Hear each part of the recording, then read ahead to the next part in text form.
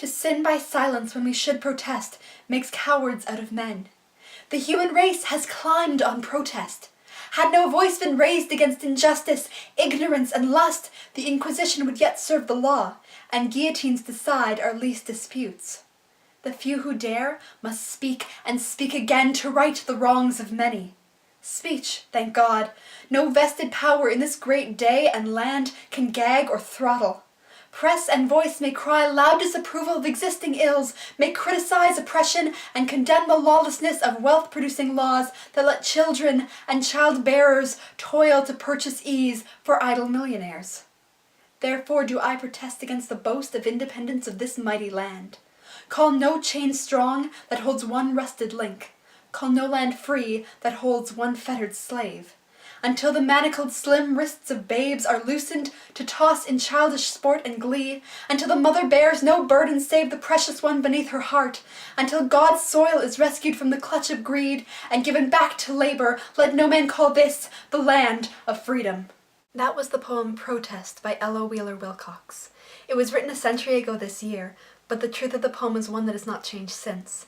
Change will only happen if you make it so.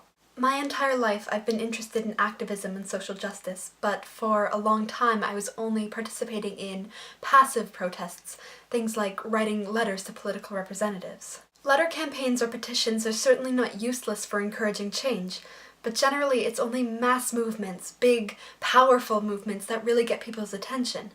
It's like trying to communicate something incredibly important through a whisper. It'll work just fine in an empty room, or if someone's already listening closely to what you have to say.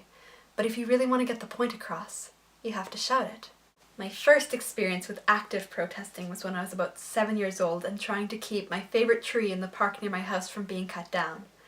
I sat in it for about 3 hours before the fire department came and lifted me down so the tree cutters could do their job. I did end up writing a poem about it though, so it lives on in spirit if not in flesh. Or bark, as the case may be. My first experience at an actual protest was when I was 15 years old. It was an environmental protest again, this time with the problems of Alberta's oil sands. The mining procedure there releases 3 times the amount of CO2 emissions of regular oil production, and are responsible for the world's second fastest rate of deforestation.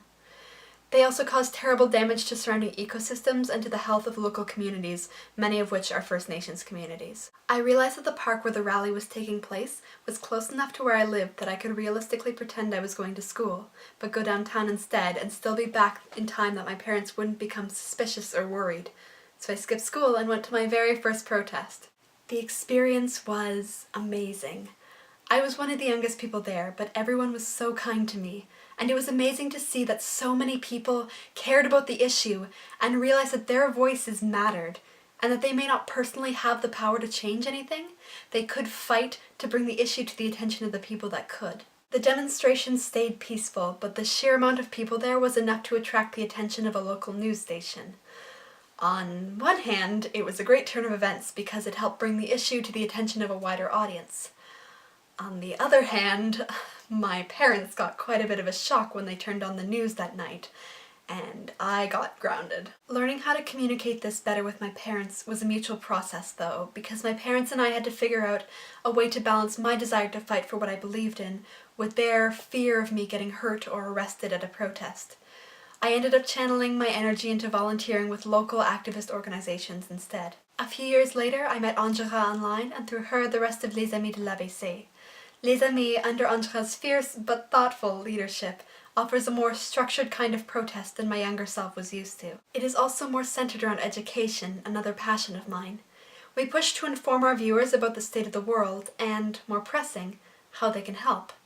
This has been impacting on my life in so many ways. I have an incredible new band of friends who refuse to remain silent about injustices, which is as motivating as it is faith-affirming. We have strength as a group that my 7-year-old hands could not carry, and with that strength, we can make a difference. It has certainly made a difference to me. I'm Jeanne Prouvel of Les Amis de l'ABC, and I thank you very much for watching.